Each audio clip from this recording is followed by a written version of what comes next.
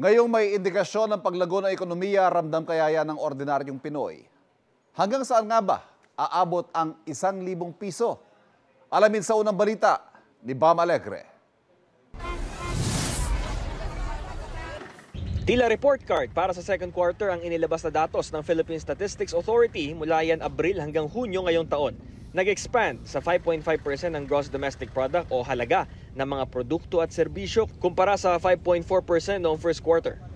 Ang inflation rate noong July ay nasa 0.9%, pinakamabagal daw yan sa loob ng 6 na taon. Bukod doon, nagkaroon din ng paglago sa mga pangunahing economic sector tulad ng agrikultura, industriya at serbisyo.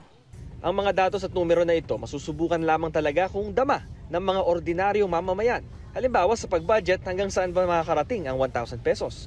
Para sa tinderang si Aida Manlapas, may mabibili pa ito para sa negosyong karinderya. Pero tansya niya, hindi masyadong marami dahil sa taas ng halaga ng bilihin.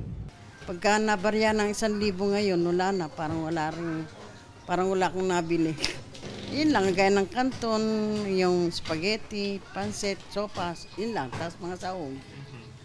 Tapos konting langgunisa, hotdog, wala na. Si Nino Escario na padre de pamilya na 8 ang miyembro, batit ang pagbaba sa presyo ng pangunahing bilihin, pero ganito lang ang breakdown niya sa 1,000 sa isang araw.